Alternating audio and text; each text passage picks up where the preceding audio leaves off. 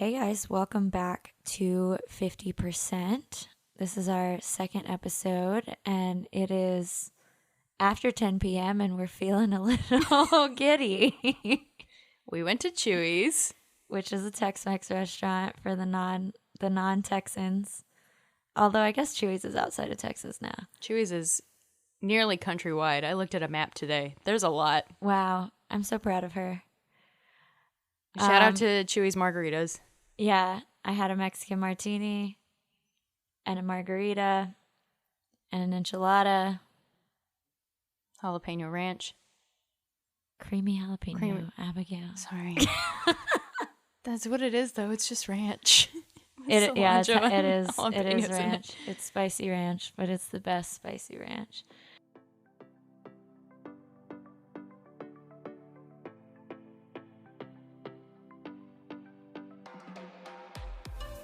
All right, well, this week we are not talking about one specific book. We're talking about all of our favorite summer reading recommendations, new and old and upcoming. Before we get into our reading recommendations, why are summer reads such a thing? Why do we care so much? You have more time in the summer. You have more time to wallow or lounge about as much as you want.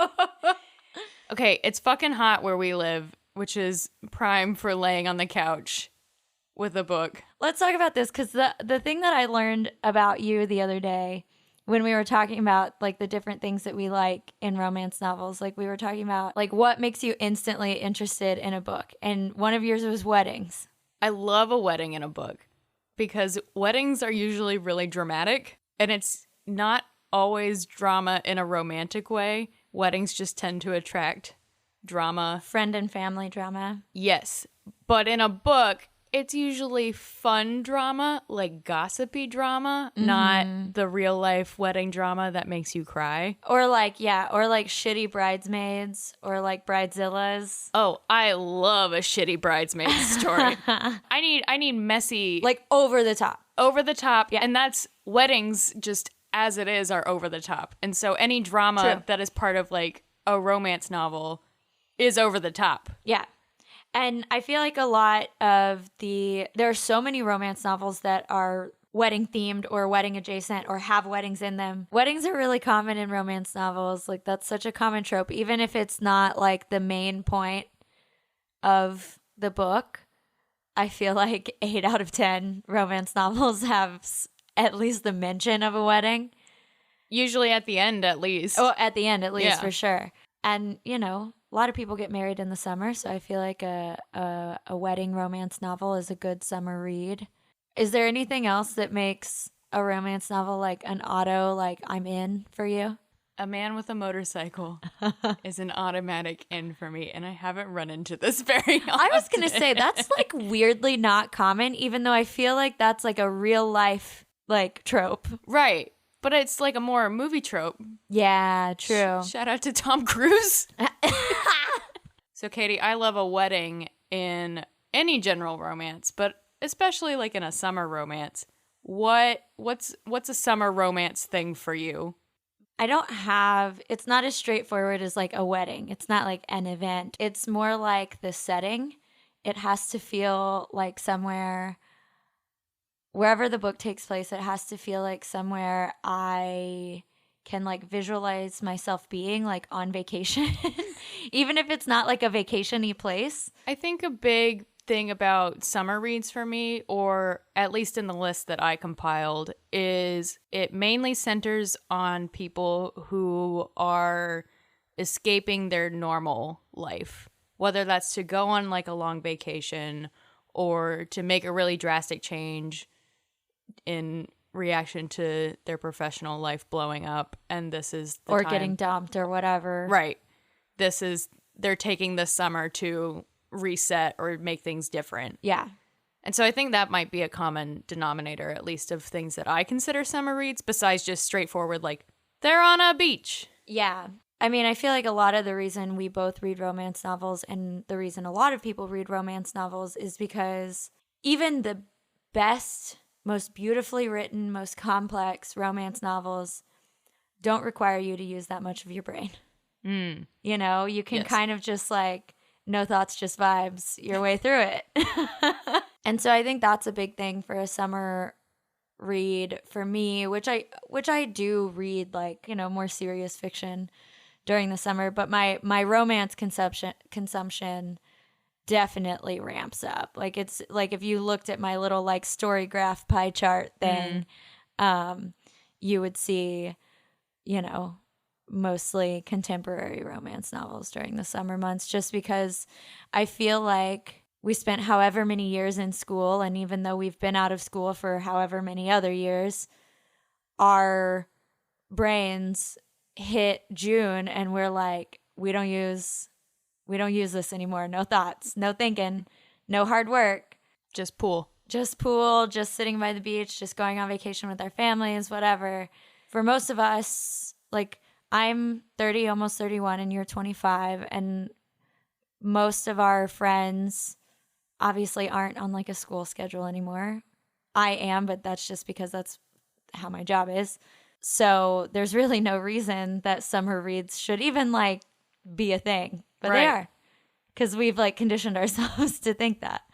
Yeah. So for this episode, we're just going to talk about some of the summer reads that we've enjoyed over our romance reading careers. Our careers. Our careers. This is our side job, actually. So one of the first ones that I want to talk about, Part of Your World by Abby Jimenez, which I think like literally skyrocketed to my like top 3 all-time favorite romance novels, I'm pretty sure, after I read it. And it just came out in the spring, and we both just read it in the past few weeks, and we have to talk about it. It's got everything. It's got the setting that I love. So it's got all the Katey hits.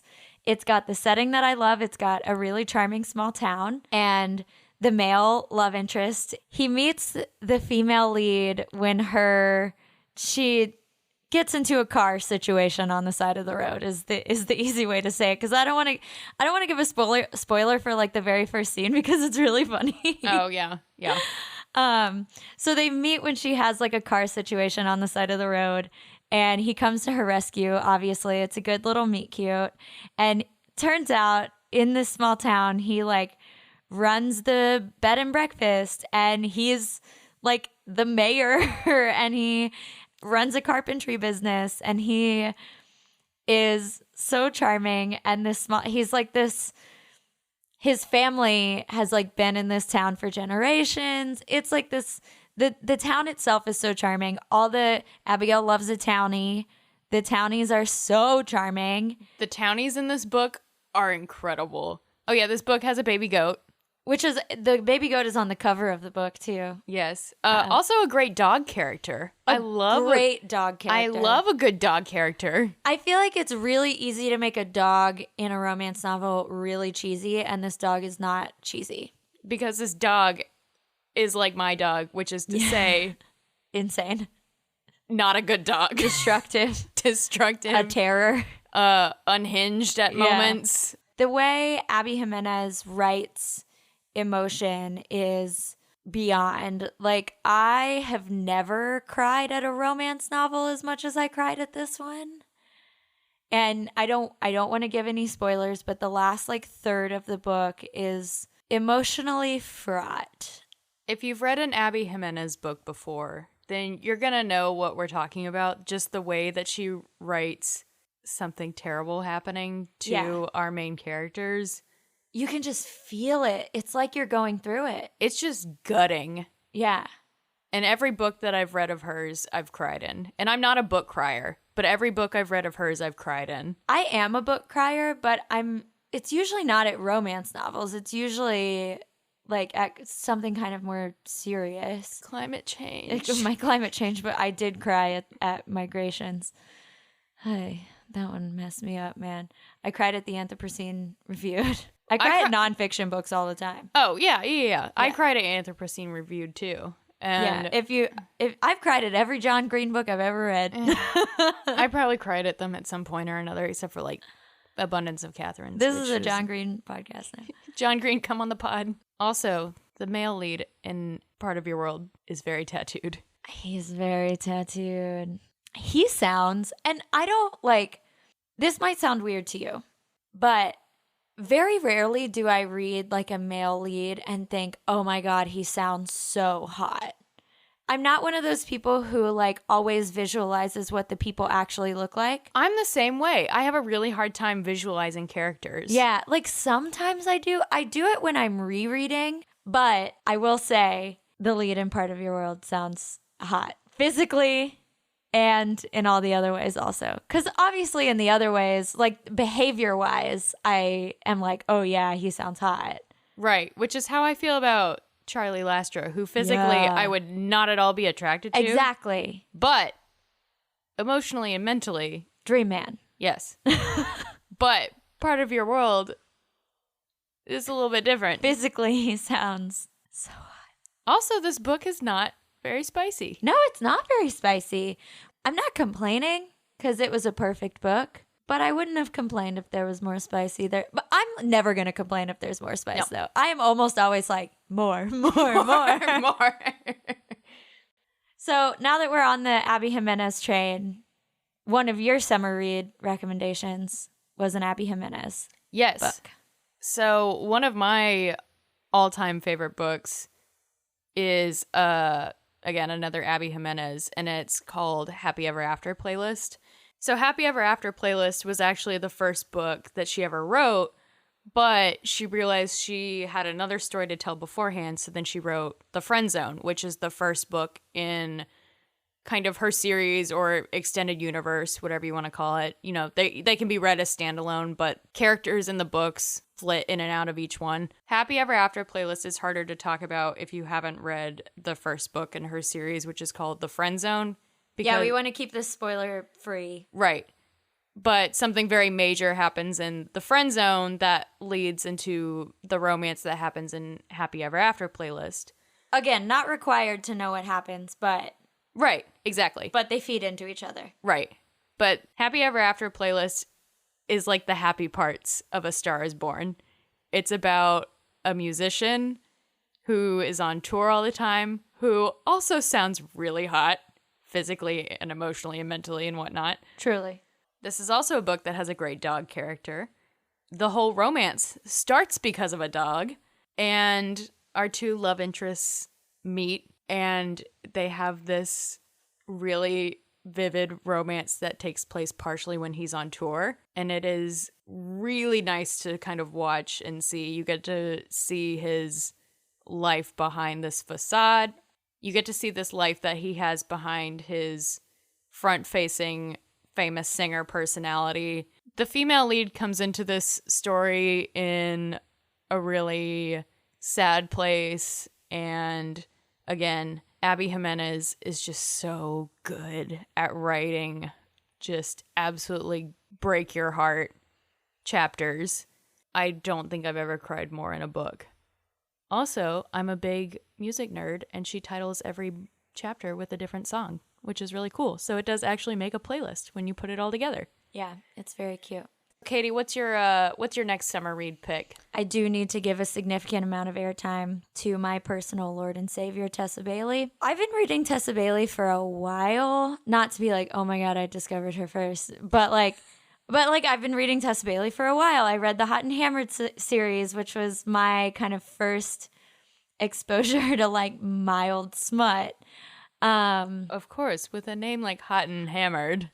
She had a book come out last summer called It Happened One Summer, and I got it immediately. I had an advance copy. I was lucky enough to get an advance copy, and I fell in love with it. And it's part 1 of a duology, and part 2 came out this past spring.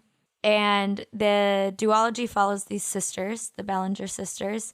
When I tell you these books have TikTok by the throat right now, like I cannot scroll more than 2 TikToks without seeing videos about these books, which I'm so glad they're getting the attention that they deserve. The first book is about this kind of LA socialite inspired by Alexis from Schitt's Creek, who moves to this small town in Washington State to take over her late father's dive bar and she falls in love with a no shit sea captain. Yes, and she's forced to be in this small town. Yeah, and she's this like party girl, doesn't want to be in the small town, but of course the small town wins her heart, and so does the sea captain. Of course. And then the second book is about her sister who falls in love with a king crab fisherman on the sea captain's boat. And these books sound so absurd when you describe them, but all the characters are so charming. The sex scenes are hot. Like, it's really got everything that you might want. Although if you don't like smut, I maybe wouldn't.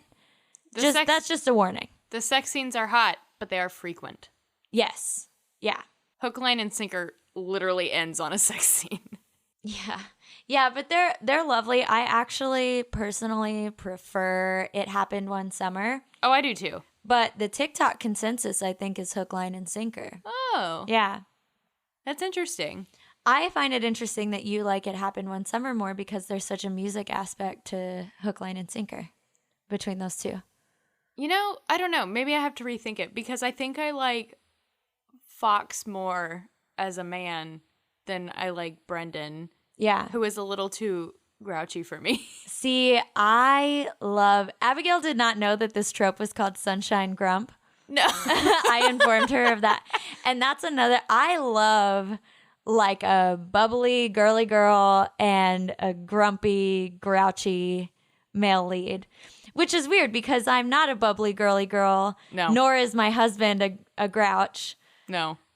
I will say in It Happened One Summer, the scene that got me most hot was when he buys her all those jeans. Oh my God. If only. Ryan Alka, if you are listening.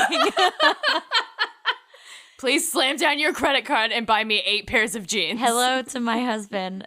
Take me shopping. So another one of my favorite reads that I actually read last summer is called The Switch, and it's by Beth O'Leary, and it's set in simultaneously London and this village in England.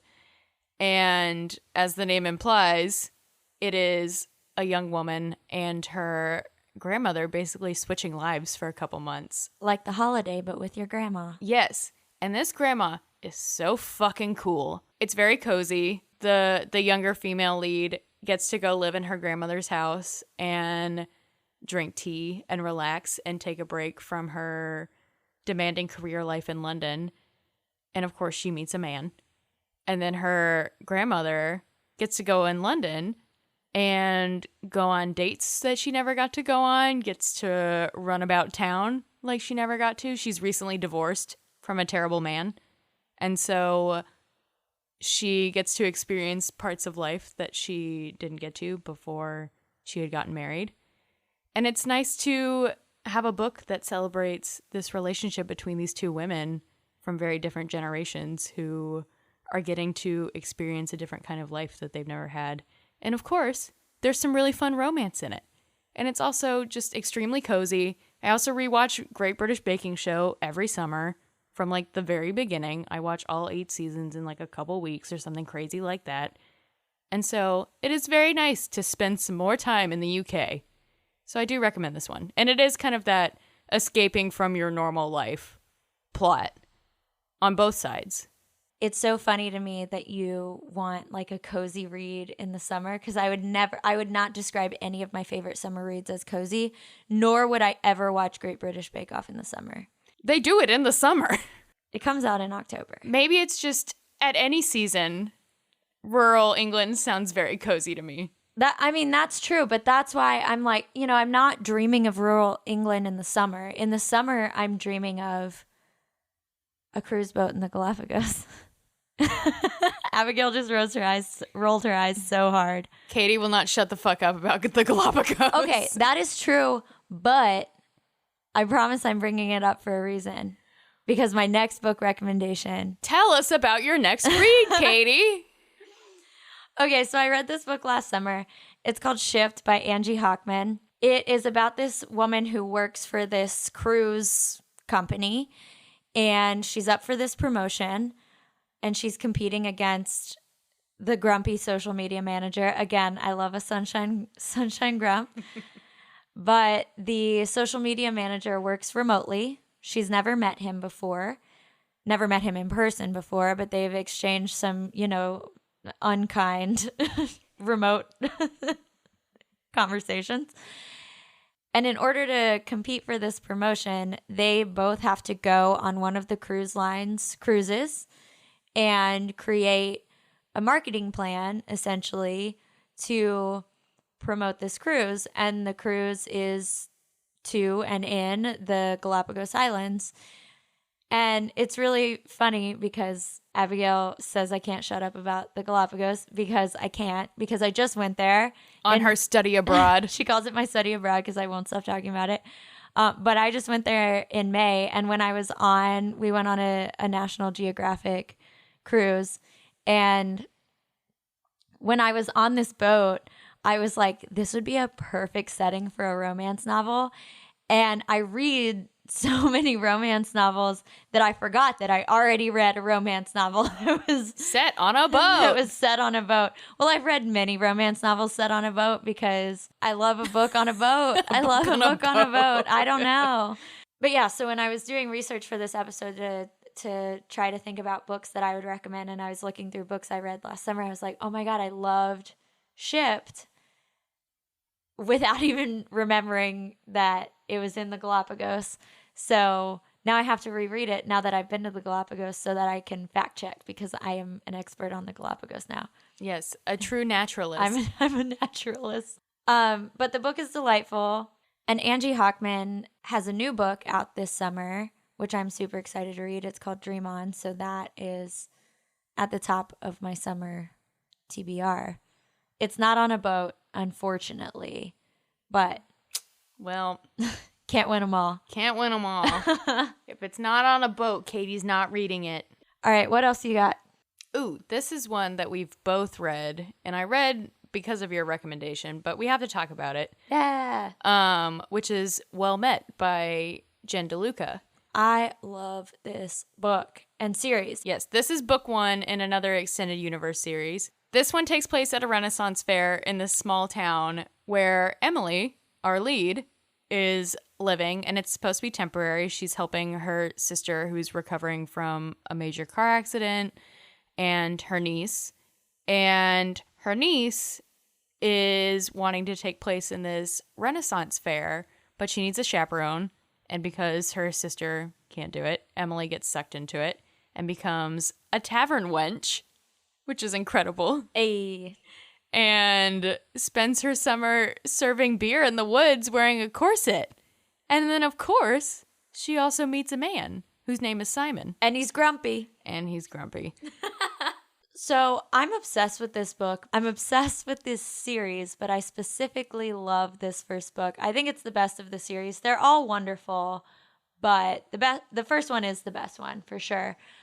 Mainly just because I like the two leads the most out of any of the others. But all of the series takes place like kind of in the general world surrounding this Renaissance fair. But I love this book because the idea of a romance novel at a Renaissance fair is just so fun.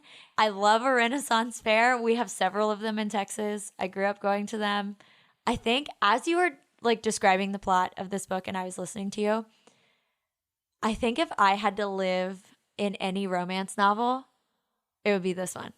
Ooh, that's a good question. Like, I think I would be Emily in this. I would be a tavern wench. That sounds amazing. And I actually, after the third one, I thought it was over. But there's a fourth one coming out in December. I'm kind of bummed it's coming out in December and not the summer. Summertime, yeah. But that's okay. I will be very excited to read it. I have been refreshing my NetGalley like 6 times a day waiting to get approved for this book. Please, someone out there, I want to read this book so bad. Okay, I was going to save this one for last, but I was just staring at my list of ones that I wanted to talk about, and I'm just still evangelizing this book because I read it recently. And by recently, I mean like 2 weeks ago, but I still can't shut up about it because I loved it. And that is The Roughest Draft by Emily Wibberley and Austin Sigmund Broca. I hope I said his last name right, but these two are a married couple that wrote YA together before they wrote this book. So this book is like Emily Henry book lovers vibes. Like it feels very similar to an Emily Henry book. Like if you blindfolded me, which I couldn't read the book, I guess, if you blindfolded me, but if you covered up the authors' names and you told me that Emily Henry wrote this, I would probably believe you. It is really fantastic. It's about these two authors who were co-writers, and they wrote a couple of books together, one of which was a giant, massive, viral hit, and then they stopped writing together, which caused people to speculate on what went down between them. Obviously, people were speculating that it was something romantic, but throughout the book, the authors are like alluding to something that went down between these two author characters. And you don't know what it is, but you suspect it was something romantic because they hate each other and they won't talk to each other or don't want to talk to each other. But they still have one book to write according to their contract. So what do? They go on a little writing retreat in Florida together, alone, in a house.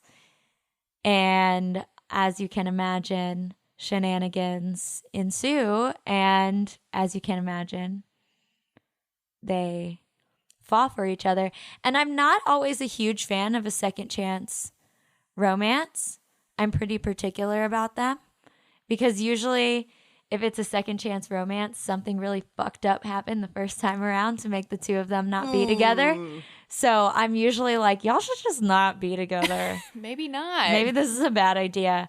But I was really rooting for these two throughout. It's a slow burn. It's like, yeah, it's a second chance. It's kind of enemies to lovers. And the authors of this book are married to each other. And they co-wrote this book together and their other books together, which I cannot imagine doing. All right, what else you got for us? We absolutely have to talk about it, which is another one that we both read, On Honeymooners by Christina Lauren. So On Honeymooners also has a wedding. It also has a wedding. It's right in the beginning, and there is some fun wedding drama, which kind of kicks off the whole story. Yeah, so everyone at this wedding gets food poisoning, which sounds like my nightmare. So everyone gets food poisoning in this book at the wedding, except for the maid of honor, which is the sister of the bride, and the best man. And they have to go, in some roundabout way, they have to go on the honeymoon. And as you can imagine, it's like hella romantic, but those two hate each other. Again, enemies to lovers. If you're sensing a theme here, evidently Abigail and I love an enemies to lovers. Also, another trope. There's only one bed. Only one bed. This truly hits all the high points. Wedding, enemies to lovers, one bed, fake dating because they also run into her boss while they're there and she has to lie about it and pretend they're together. Well, and they also have to pretend they're together just like for the sake of the like hotel honeymoon situation. And they run into his ex. I feel like it's not spicy really. It's just like happy. If you're going on a beach vacation and I had to recommend you one book to read, this is the one. Yes. Because partially it's set on a beach for one thing. Also the cover, extremely beachy. So cute if you want like a little beach Instagram photo. Oh, this is perfect. Yeah. While we're talking about beach reads, should we talk about beach read? Yeah, we have to. Yeah. Sorry. It's an all-timer. This is my all-time favorite rom-com so far. Me too. And if you had asked me to choose a favorite before you and I had a conversation about our favorites, I don't know if I could have picked one because it's like asking who's your favorite band. And I'm like, I don't know. All of them. All of them. I like all of them. But I've been thinking about it since we talked about it. And I'm pretty sure this is my most favorite because the other thing that you and I talked about recently is the quiz that we've given ourselves, which is the quiz only has one question. And the question is, which Emily Henry heroine are you? And Abigail determined, as we discussed last episode, Abigail determined that she is Nora. And we both determined that I am January, the lead in Beach Read. Because January cries all the time. Couldn't be me. No, that's not why Katey is January. No, that's not why. We just have a lot. If I had to pick one of the heroines that was like spiritually similar, I think that would be it. Beach Read is yet another book about books-ish. It's a book about a writer. Two writers who go on this kind of writer's retreat, not together, separately, but they both end up in houses next door to each other, working on their writing projects in Michigan. Off a lake. It's also like a sunshine grump kind of situation. Gus isn't as grumpy as some of our other grumps we've discussed, but he's grumpy. Yes. So we've run through a bunch of our favorite summer reads, but we've got some honorable mentions. Recently on vacation, I read the Avalon Bay series, which got totally decimated on Goodreads. And I'm really glad that I didn't read the Goodreads reviews before I read the books, because I maybe wouldn't have read the books. So the first book is out, and the second book I had an advance copy of, so I read them like both together back to back. The first one is out, the second one comes out in October. But I read each of them on a flight. Like I read the first one on a flight and the second one on a flight. So that tells you how quick you can get through them, given these were kind of long flights, but maybe 4-hour, 5-hour flights. So I got through the book in 4 to 5 hours with some little nap breaks and eating my little pretzels or whatever. Another honorable mention for me is another book on a boat, which is Float Plan by Trish Dollar. This one is like kind of a gut-wrenching one because it's this woman whose fiance died and she's sailing their boat on this trip that they were supposed to go on together, and she hires like a hot sailor to sail a boat around. And Trish Dollar has a new book coming out too, which I'm really excited about. Abigail, do you have any honorable mentions? Yes. One of my honorable mentions is another author that we've already mentioned, Christina Lauren, who is, two best friends who co-write. And it's called My Favorite Half Night Stand, which I recently reread. And I think this is the third time I've reread it. And it's about this group of friends who all work in academia, and the female lead is in love with one of her friends, because of course.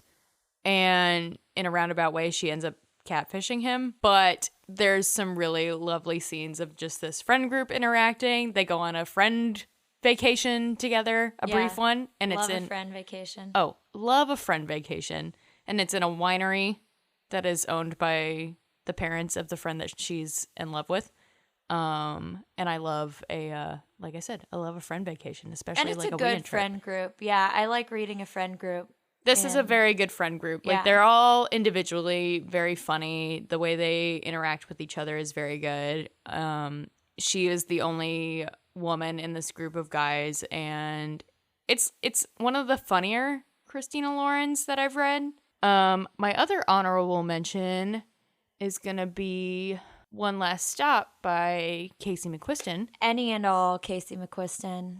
Red, White, and Royal Blue is also a great summer read. Yes. I read One Last Stop last summer, and this one took me a little bit longer to get through because it's definitely a little more emotional. It's not super fast-paced. Not fluffy. It's not fluffy at all.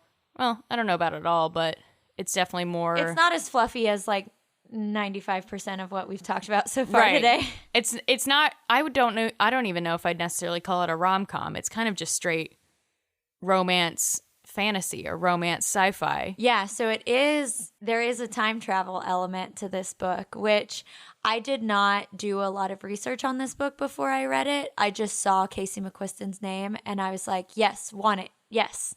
Because I read Red, White, and Royal Blue. And so I was like, I will read anything from Casey McQuiston ever. I don't need to like read the description.